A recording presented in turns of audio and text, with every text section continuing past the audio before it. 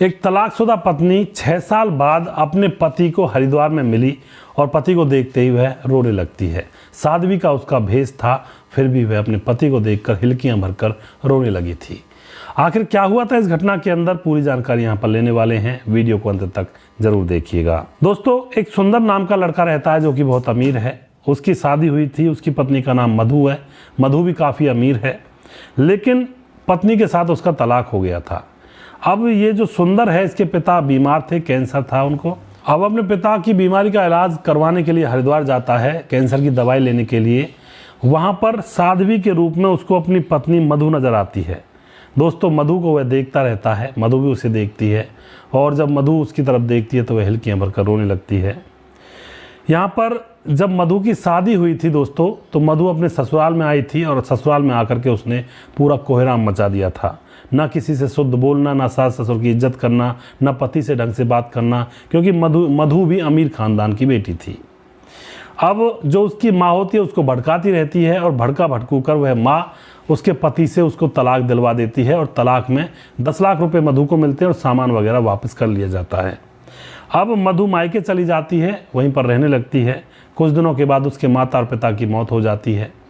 माता पिता की मौत होने के बाद उसके जो भाभी भैया होते हैं वो उसके उन पैसों को मांगते हैं जो 10 लाख रुपए तलाक के मिले थे। कहते हैं कि हम घर बनाएंगे और तुम्हें दे देंगे। मधु अपने 10 लाख रुपए अपने भैया भाभी को दे देती है, वह घर बना लेते हैं। लेकिन उसके बाद भैया भाभी को तो पैसे देने ही नहीं थे, वह मधु को मारते पीटते हैं, उसको गालियां देने लगते हैं। तो मधु समझ जाती है कि ये पैसों को खा गए, अब ये पैसों को नहीं देंगे, और मधु को मार पीट कर वह घर से भगा देते हैं।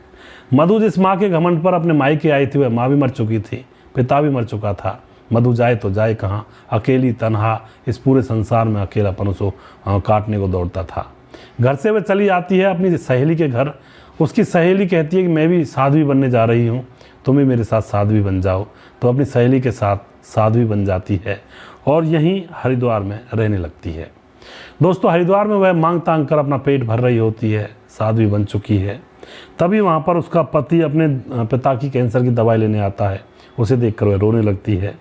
अब दोस्तों, यहाँ पर क्या होता है, मधु अपने पति से कहती है मुझे यहाँ से ले चलो, मैं बहुत परेशान हो चुकी हूँ, मेरा ही कसूर था, मैंने जो पूरे परिवार वालों को कुछ भी नहीं समझा, उल्टी सीधी गालियाँ देती थी माँ के बहकावे में आकर।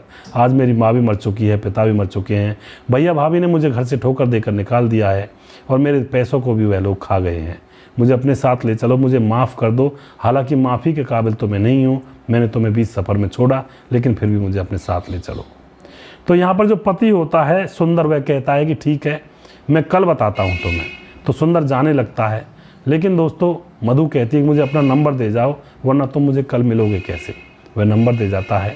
दूसरे दिन सुंदर वहाँ पर पहुँचता है वापस दोबारा से, और मधु से कहता है कि ठीक है, मैं तुम्हें अपने साथ ले चलता हूँ, पर अगर अब भी सोच लो, अगर तुम्हें उल्टा सीधा काम करना है तुम यहीं पर रह सकती हो।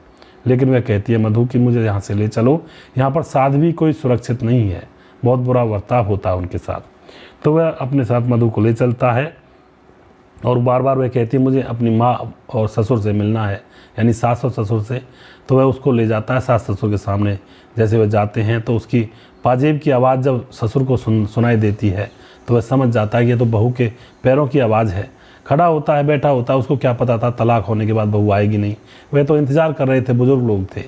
वह कहते हैं बेटा आ गई। तो वह अपने बूढ़े ससुर के पाँव में गिर जाती है और माफ़ी मांगने लगती है। कहती है बाबूजी मुझे माफ़ कर दो, मैं तुमसे दूर रही। बुजुर्ग कहता है कि कोई बात नहीं बेटी, बच्चे हैं, बच्चों से गलती हो जाती है। सास के भी पाँव पकड़ लेती है, और उसके बाद वह अपने पति से कहती है कि मुझे यहीं पर रख लो। पति फिर भी यही कहता है कि अगर तुम्हें और कुछ करना है तो और भी कर सकती हो, अभी तुम मेरे घर में मत आओ। बेशक अगर घर में आकर के दोबारा से ऐसा ही कलेश किया तो मैं सहन नहीं कर पाऊँगा, क्योंकि अब तो तुमने तलाक भी ले रखा है, मैं तुम्हें घर से भगा भी सकता हूँ, कोई मुझे रोकने वाला भी नहीं है। तो यहाँ पर दोस्तों, वह जो पत्नी है वह गिड़गिड़ाकर माफ़ी की भीख मांगती है, और वह उसके साथ ही रहने को, पूरा जीवन भर रहने के लिए कहती है। तो उन दोनों की दोबारा से शादी करवा दी जाती है, और दोनों दोबारा एक साथ रहने लगते हैं। तो इस तरह से दोस्तों यहाँ पर यह घर बस जाता है। तो लोगों की जो भावनाएं होती हैं, कई बार कलेश का माहौल घर के अंदर बन जाता है। कलेश के माहौल में लोग एक दूसरे को कुछ भी नहीं समझते हैं। कई बार घर के अंदर ऐसा माहौल बनता है कि अपनी अपनी चाहने लगते हैं लोग कि भाई मेरा ये फ़ायदा हो जाए, मेरा ये नुकसान ना हो। तो वहाँ पर भी घर में कलेश की प्रवृत्ति बन जाती है। लोग जब एक दूसरे को एक नहीं समझेंगे, अपना परिवार समझ कर नहीं चलेंगे, तब तक वो घर बसते नहीं हैं। और घर तभी उजड़ते हैं जब लोग अपना अपना सोचने लगते हैं। दोस्तों, आपको हमारा प्रोग्राम अच्छा लगता है तो इसको शेयर जरूर कर दिया करें। अगला प्रोग्राम मैं जल्दी फिर से लेकर आऊँगा। तब तक आप खुश रहें, सावधान रहें। जय हिंद, जय भारत।